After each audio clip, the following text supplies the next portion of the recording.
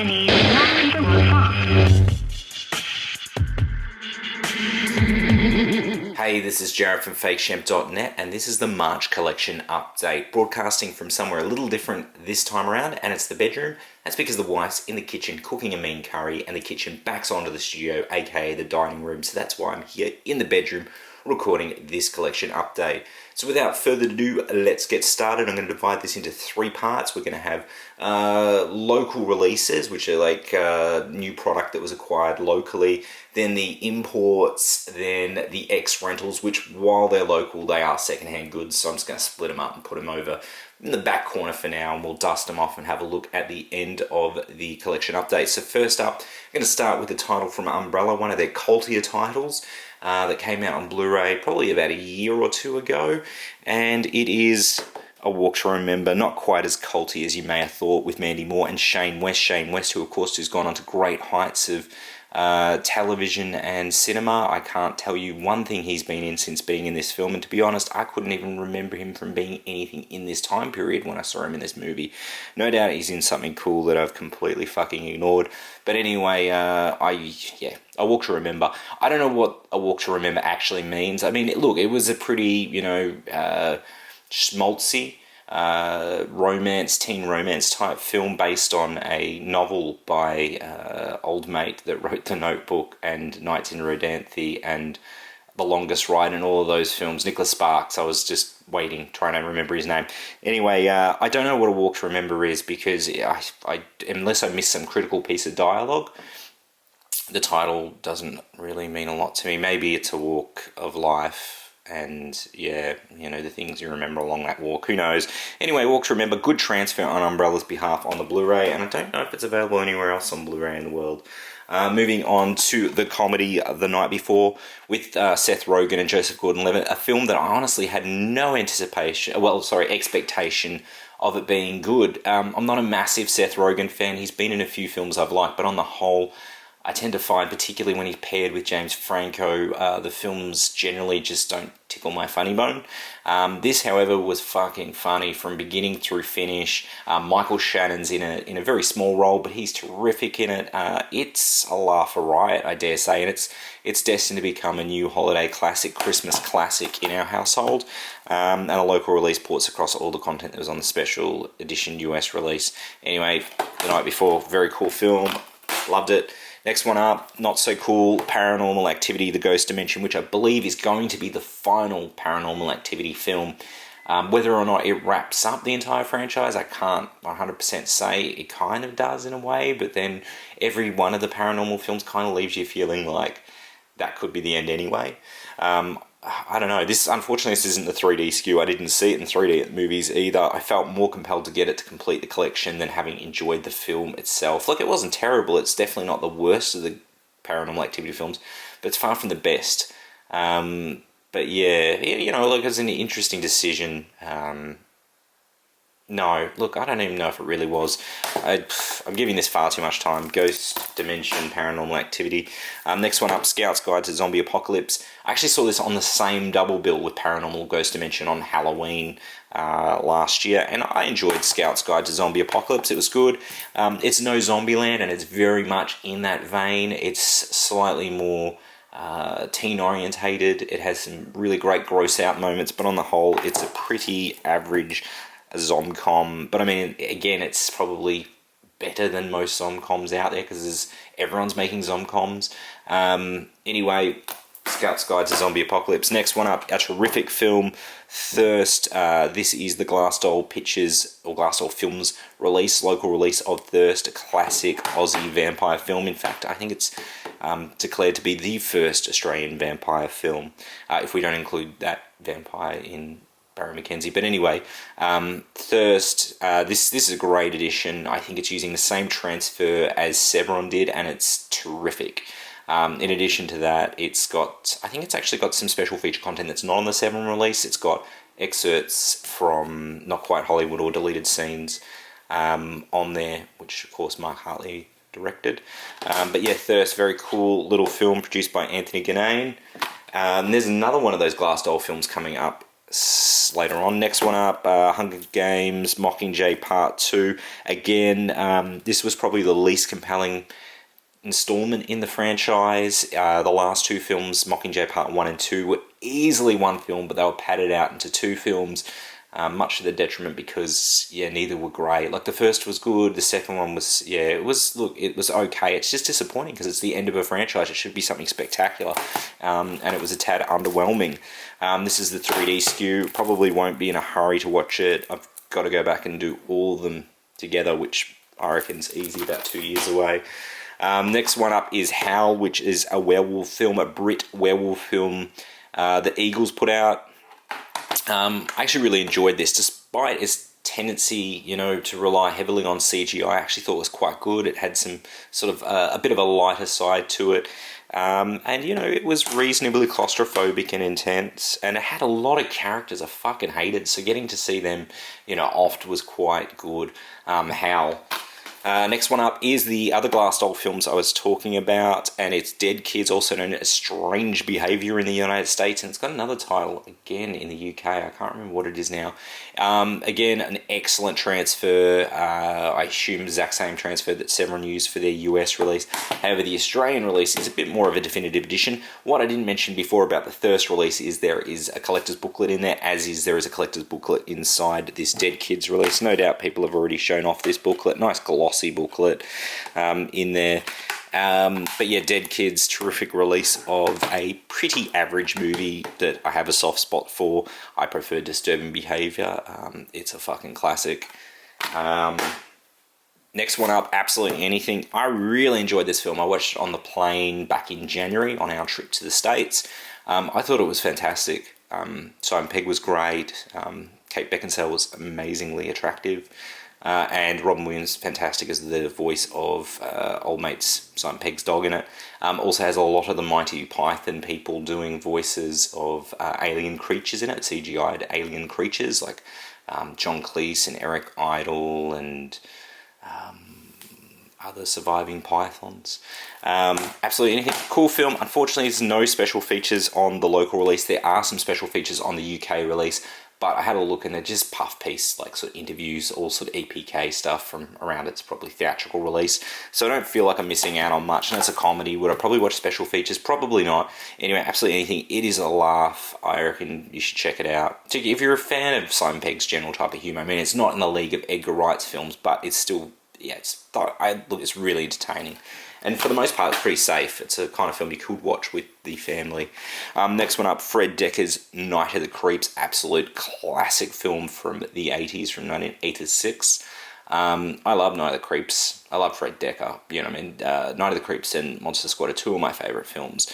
And it's great that Night of the Creeps has finally got a release in Australia on DVD and Blu-ray. First time to DVD or Blu-ray here in Australia, and Umbrella have done an amazing job. Everything from the very cool cover art using the original sort of theatrical key art to the reverse slick, which is all new art by Simon Sherry. And then on the back, we've got all the special features, ports over all the same special features from the previous Sony region-free Blu-ray release, plus a brand new 20-minute interview with Fred Decker that's exclusive to this release, that's been directed by David Gregory. So yeah, definitely an awesome, in fact, an upgrade for me from the US release. Rare that you can say that you're upgrading, from an overseas release to the local release. Very cool. Good work, Umbrella. Next one up is Game of Thrones Season 5, which we killed on the Easter weekend. Managed to get through it. In fact, tonight Game of Thrones returns for Season 6. Season 5, bit slow going for the most part, but picks up a bit of momentum maybe around episode 5 or 6, and then from then on in, it's full on, and typical Game of Thrones glory. Look, I like Game of Thrones. It did take us 2 years to watch Season 5. I think, well, no, not really 2 years. What am I saying? A year from its broadcast, because it broadcast in March or April of 2015. We only watched it in April 2016, so it's been a year. So we waited for the home end release to watch it in high def. Next one up is a TV show also, and it's Psych Season 8, which is the final season of Psych. I like Psych. It's an acquired taste. It's not particularly big here in Australia. Like, honestly, outside of my sister and my niece, I don't know anyone that really likes Psych, but I think it's funny. Moving on now to the overseas releases. First up is the most expensive Blu-ray I have ever bought. I'm talking, I paid around $105 Australian for this release, and that's because it is my favourite film, and that's because they gave me no real other alternative than to pay $105 for this particular version. It is a release through Synapse, and that film is Tenebrae. Now, the deal is Synapse don't sell direct to, well, they do sell direct, but not outside of the United States. So they sell to Diabolic, and you need to buy from Diabolic to get it to Australia. So they Diabolic make it about a $10 markup, so it ends up selling for about $50. Then you've got to pay $20 shipping for that first item, and it ends up costing you $70. And with the way the exchange rate is, that works out to about $100. I ended up buying through High Def Ninja because they did the release, but they did it in a slipcase, and it came with some collectible coin thing.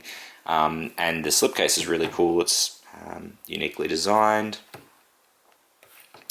They had 3 variants, I think, in terms of the slipcases, but I went for this particular design. And mine is number 154. I don't know actually how many they did of each slipcase, but it cost me like an extra. I think it cost me an extra $4 or $5, and I went, well, if I'm going to buy it, I may as well pay an extra $4 or $5 and make it even more collectible. This is an outstanding little release. Oh, in addition to the slipcase, they've also included some art cards too of this new art, which is kind of cool. Then inside you've got Synapse's Tenebrae release, which is a 2-disc, I think 2 Blu-ray and soundtrack edition from memory, or maybe it's Blu-ray and DVD. Let me have a look and see. So we've got the soundtrack to Tenebrae here, little Tenebrae booklet inside. Then we have the Blu-ray, and then under the Blu-ray we have a DVD, yes.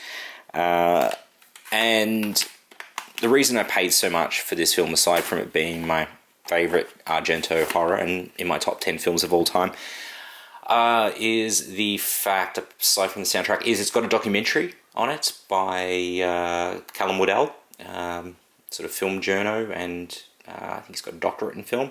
He's directed a lot of special features over the years with his High Rising Productions, but had done an entire doco in here called Yellow Fever, The Rise and Fall of Jarret Films. I think that's what they're called. That's on there. Plus, this is a new restoration of Tenebrae that actually has some of the scene excerpts, like fragment scenes, that you can put back into the feature by seamless branching. So, yeah, look, for my favourite film, it felt like I needed to have the most definitive version of it, and this is. I will hold on to the Arrow version, the Steelbook, because, again, it's got some different special feature content to this. And the Steelbook's fucking killer. It uses the original art. I wasn't such a huge fan, actually, on the Steelbook art, to be honest. I was a little like, okay, yeah, that's, yeah, I guess they wanted to differ it as much as possible from the Arrow release, and that's fair enough. But yeah, this slipcase is actually really, really cool. Moving on to the next important, it's Wes Craven's Serpent and the Rainbow. This is the Scream Factory release of Serpent and the Rainbow.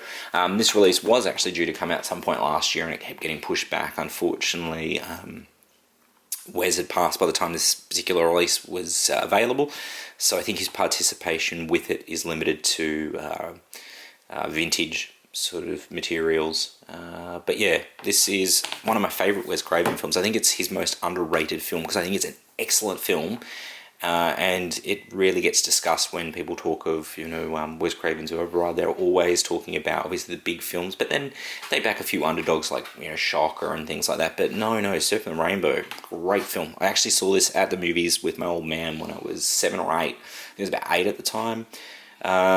Back in the day when you could still smoke in cinemas, which is weird. Can't smoke in cinemas anymore. Clearly you can't smoke. What the fuck did I say that for? But anyway, moving on to the next one, Pieces. This is the Grindhouse releasing Blu-ray release, which is pretty spectacular. It seems that a lot of indie sort of distributors that are doing sort of the cult films now are doing inclusions of soundtracks, because this one also includes the original film soundtrack. In some releases, like at least the ones that Diabolic got and Amazon got a portion of, it came with a puzzle of a naked woman like the one in the opening of the film. Unfortunately, I didn't get that puzzle, but no big deal. Look, I'm not crying about it. I did complain to Amazon and they refunded me $5, so thank you very much, Amazon. But Pieces, yeah, what a spectacular film. This is a fantastic edition. They're using the same art that was used for the t-shirt on Fright Rags. Very cool t-shirt art. So the soundtrack comes in this, which is a bit odd, in a little separate slip. And then pieces with the original art. It's exactly what you think it is. You don't have to go to Texas for a chainsaw massacre. Booklet again, 2-disc edition, both Blu-ray. It's got 2 cuts of the, I think 2 cuts of the film, maybe 3 cuts. I don't think there's 3 cuts, 2 cuts of the film. And yeah, ridiculous amount of special feature content on there. So now moving on to the next one is Naked Lunch, which I'm ashamed to say I didn't actually even own on DVD. I hadn't seen it for a decade either, which is quite some time. I'm really looking forward to revisiting this. Just got to be in the right frame of mind to watch it because it is very twisted. And yeah, I remember when I first saw this, I was completely lost. Absolutely lost when it first came out. I think I was 11 or 12 and watched it on video. I was a huge Cronenberg film fan at the time, but this was so far out there for me. And then upon revisiting it, when I think it was about maybe 16 or 17, I had just read Naked Lunch by William S. Burroughs. A friend of mine, Bill, had loaned me the book and I read it. And it made no more sense to me in terms of the film because the book was about something else, yet the film was this weird sort of amalgamation of the reality of William S. Burroughs writing the novel and the novel. Anyway, Naked Lunch, can't wait to revisit it. I'm just got to convince the wife to watch it with me. Hopefully she'll be in the right frame of mind to watch it. But yeah, Naked Lunch on Blue from Criterion. Next up are 2 Arrow releases. I actually had pre-ordered the 101 films in the UK releases. But then I found out they were butchered, and then on top of being butchered, I found out one of them was in the wrong aspect ratio, so I cancelled my fucking order for that. And I got these Arrow releases of Rage of Honor and Pray for Death. I'm really looking forward to watching these 2 sometime soon. Okay, just cut to this guy down here. Here he is. There he is. Hello, buddy. How you doing? How you doing? How you doing? Hey, trying to get the attention. I gotta finish the collection update, buddy. Hello, handsome man. Hello. Alright, so that's Archibald, and he just decided he was gonna chime in and get involved in the collection update, but I've got to keep trucking because there's a heap of shit to get through, and I'm already at 17 minutes. Okay, so the next one up is the Sinful Dwarf, which is the 7 films release. I took this to a mate who's a mass. But he's interrupting again. Hey mate, look, I'm recording this. Can you come back shortly? I'll give you some quality time very soon, sir. But right now you're standing in the line of fire. Hang on. There he is. There he is. Okay, we can see you, bud. Hang on. Okay, hang on. I know, I'm sorry. I know you want attention. I'm sorry. Guess look. Your eye alright? Okay, hang on. Hold up. Yep. You gotta keep moving. Okay. Hop into your bed, sir, and I'll tend to you after this collection update. Sinful Dwarf. Took it to a mate's place. 2 darbs. Unfortunately, there was issues with playback on his PS4. This is region free, but God only knows what happens. And it was megally disappointing because the whole night had been leading to us watching this film, and both of us saying at different points in the night, "Is it time for the dwarf to come out?" Unfortunately, when the dwarf came out, we had massive issues and we were unable to watch the film. So I've still yet to see the Sinful Dwarf after having heard about this film for well over a decade now. Probably 2 decades since I was a teen. Dead keen to see it. This is the limited edition release from Severin. There's 3,000 out there. I am looking forward to checking it out sooner or later, but if I watch it without that, mate, then it's just not going to be the same. Yeah. He's got a predilection for dwarves. So, yeah. I think maybe he's just fucking with me. I don't know. Anyway, next one up, My Science Project. Mid-80s, sort of, I think it was shot in about 1985, I think it was released. Touchstone film distributed here in Australia through Disney or Buena Vista. Very odd too, because they, for a film that was rated PG here on video, and I mean, you got away with a lot more in the 80s with a PG rating than you would in this day and age. But there's dialogue, where they call the nerdy guy a faggot. The profanities uttered here and there, and I think even a car has a sticker, the bumper bar sticker that says "my other car is a piece of shit" too. That's fine and good, but just hearing faggot is a bit odd in a PG film. But anyway, a cool little film that probably should have been bigger than it was, but just is on the cusp of good and great, so just sits on good. My Science Project. Blu-ray transfer looks pretty good. Unfortunately, the audio track sounds a bit odd. It feels like you're at the drive-in and you've got one of the little speaker boxes that would have, attached to your window, and you're getting the audio that way. Sort of strange, but toward the middle, I completely, forgot about that and just was enjoying it. Next one up is Jarret Hess's Don Verdean, which, as far as I know, there isn't any plans at this stage for a local release. I don't even know who would acquire it for a local release. Given it's Lionsgate, it could be anyone in Australia. But yeah, Don Verdean, Jarret Hess, of course, Napoleon Dynamite, Nacho Libre, Gentlemen Broncos, and he's also directed another film called Masterminds. It was due to come out theatrically before this one in the US, but then due to the bankruptcy of Relativity, it's just currently cut that out in limbo. So hopefully we'll see it sooner or later. Don Verdean. Don Verdean was good. I think it's the first Jarret Hess film I've seen where he's actually not directing a screenplay he's written. I'm almost adamant he didn't write the screenplay to this. No, he did write the screen to this. What am I talking about? Maybe it's Masterminds that he didn't write the screenplay to. Okay, in any case, this is probably the weakest of his films. Still, I enjoyed it. It's got a lot of charm about it, and the cast are fantastic. Cast are some of my favourites: Sam Rockwell, Jermaine Clement, Will Forte, and Diana McBride. But yeah, it's good. It's just not great. Okay, so the next batch are all second-hand titles that I got through Second Spin. So not necessarily even second-hand. Some of them are promotional copies, and people have traded them in and bought them. Hence the punch barcode on some of the releases. So first up is a double of The House Where Evil Dwells and Ghost Warrior. House Where Evil Dwells is a sort of ghost story set against the backdrop of Japan. And it is directed by somebody that, let me have a look. Is it going to tell me on the back of the car? Slick. Is it going to tell me? Kevin Connor, yes, of course. He directed Motel Hell. The other one's Ghost Warrior, which I've never seen, and is actually got another title. I think it's Sword Kill or something like that. Yeah, Sword Kill. It's about a samurai that is frozen in his time period and then thawed out in modern-day New York City, or 1980, mid-80s New York City, and then goes on some sort of mission or adventure of some sort. I don't know, but it sounds interesting. I'm looking forward to checking that one out. So next one up is a fucking banger of a movie. We need to talk about Kevin. If you haven't seen it, see it now. It is an incredible film. It's the film that turned me around on Tilda Swinton, because she always plays so many mean-spirited or evil characters. In this, you just feel so much for her. She's an incredible actress, in everything she does. She plays mean very well, but she plays an incredible role in this film. Ezra Miller was just outstanding. Obviously, he's gone on to do a lot since. Perks of Being a Wallflower. He pops up in Trainwreck. Popped up in something else I watched recently. Anyway, this film is extraordinary. I don't want to say anything about it or ruin it for you. It's a terrific film. This is the US release. I avoided the local release because I think the local release had no special features on it and never went on sale. This is the US release with shit tons of special features and looks like some really awesome packaging. And in fact, it looks like this is brand new from Second Spin, not even punch barcode or anything.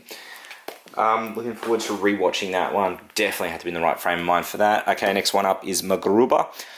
Will Forte again in this one with Kristen Wiig and Ryan Phillippe. Looking forward to rewatching it. Picked it up secondhand, picked it up very cheap through Second Spin. It's got an extended version that I haven't seen of the film. Next one up, another Scream Factory double, and it's the Carrie TV miniseries with The Rage Carrie 2, which is a theatrical film. I remember seeing that one in the theatre when it opened, and my girlfriend at the time and I were the only ones in the cinema watching the film. From memory, it wasn't great. Another punch barcode here, so obviously promotional copy. But that's cool with me. I picked it up cheaper than brand new. Next one up is California, which I did revisit recently off this Blu-ray and watch the unrated version of the film, which I hadn't seen before. I couldn't really tell what the differences were. It's probably been about 10 years since I watched California, but this is a great film. Like, Brad Pitt is exceptional in it. Julia Lewis is great. Duchovny's good. I mean, Duchovny's really just Duchovny in it, but it is a great film. California. Next one up, Bull Durham with Kevin Costner, Susan Sarandon and Tim Robbins. A bit of a childhood favourite. This is when Kevin Costner was doing a bout of baseball movies, because obviously he did Field of Dreams around this time. Anyway, this is the Blu-ray DVD pack. The Blu-ray has the film in 1080p with the lossless soundtrack, but it comes with the DVD, which actually has all the special feature content on it, because if you buy the Blu-ray alone, you don't get the special features. You have to buy the special edition DVD. So this double pack is the best of both worlds, essentially. I don't know if I'll really be watching all the special features for Bull Durham, but I might. And if I can get them, why not? Next one up, Sleepers. Sleepers, I remember going on a date to see this movie. Not really a date movie, but a great movie nonetheless. Again, you probably have to be in the right mood for this pretty heavy film. Sleepers, very, very good film. Great cast. Looking forward to revisiting that one. Next one up is Sinister II, which unfortunately has a big fucking cut through the barcode. They didn't even black it, they just cut through the case. But anyway, I picked up the US release because it's only been released on DVD in Australia, and I wanted the film on Blu-ray. It's nowhere near as good as Sinister, but it is still a good fun horror film. Yeah, you know, the first was really good. The ending was a bit weak. The second film is generally pretty weak, but very enjoyable. Sinister 2. Now, the next batch I'm going to get through super quick because we're at the 25-minute mark, which means this is extraordinarily long, and no doubt you are bored to fucking tears watching this thing right now, and I apologise for that, so let's get through these fast. Boys on the Side, this was 5 titles for $10, so that was what, like, 10 titles for $5 I meant, so that worked out to 50 cents a title, so, you know, lots of gambles in here, and no real concern. Boys on the Side, hadn't seen it since video. I actually saw this at the movies and I really liked it. I saw it on video, I really liked it, watched it on DVD. It's kind of lame, but I like it. It's going in the collection. Boys on the Side. Ripley's Game, had never seen this one, had seen The Talented Mr. Ripley. I'd never watched Talented Mr. Ripley until years after I met my wife. She's a big fan of the first film. She'd never seen this. We watched it together. It was quite good. It's not as good as the other one, The Talented Mr. Ripley, but it's still pretty good. The Hand, the Rock, the Cradle. Haven't watched this since I picked it up on DVD, but loved it on video. Saw it several times. Really looking forward to revisiting it. Final Analysis. Rewatched this one. Was a pretty big fan of this one on video. Has a very noir sort of feel about it.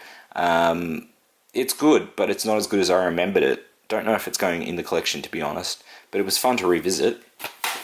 Son of a Gun. Haven't watched it, but it's got the young Aussie actor Brendan Thwaites, who was in Home and Away, and since that has gone into an illustrious film career in the United States. And no word of a lie, he actually has in films such as The Giver, and all the other ones I can't remember. Oculus, I think he was in that. I can't remember any of the others, but he's been in lots of them. Like he's really breaking Gods of Egypt. He's really breaking it. I don't know if any of the films are very successful though. Now that I'm rattling the titles off, but anyway, Son of a Gun, I'm really looking forward to. Ewan McGregor's also in it. Bit of Goldie Hawn magic with Private Benjamin. Loved this film as a kid. Can't wait to revisit it. I mean, I revisited Wildcats maybe a year or two ago, and man, that film had held up. That film was fantastic. I fucking love Wildcats. Another Goldie Hawn film, Protocol. It's been about 20 years since I've seen this. It's got a young Chris Sarandon in it too. In fact, I think they've got a romance in this film. Fun fact, met Chris Sarandon back in 2012. Lovely guy. Always felt that he'd be a little bit intimidating given his roles like in The Princess Bride and in Fright Night particularly. But no, awesome dude. Protocol. Darkness Falls. Darkness, I'm pretty sure this was shot here in Australia, maybe at the Gold Coast. I saw this at the movies when I first moved to Melbourne back in 2003. I think I might have even seen it at Southland, which I live near now, and back then that was like completely foreign to me. It was okay. I have never watched it since. I picked it up for 50 cents. I'm willing to give it another crack. Has Angus Sampson in it, in a pretty small role. Yeah, keen to give it another look. And then this I've never watched, Swimfan, but it's directed by John Paulson, who's the event, I don't know, he created Trop Fest basically, and he used to be an actor. He used to be in a bunch of films. He was in Sirens, and he's directed other stuff like that. I think it was Hide and Seek with Robert De Niro and the kid. I've never seen Swimfan, and I don't mind these stalkery thriller films, these particularly when they're teeny ones as well. So yeah, I missed it. I slept on it. Came out over a decade ago. I'm finally going to catch up with it. And that's it. So, just under 30 minutes. Thank you for watching, and I will be back in May with the April collection update. And the titles are starting to pack up, and there's some very interesting stuff to get through. So, I hope you're fucking excited about it. Okay, thanks for watching, and I'll see you next month. Question is not in the box.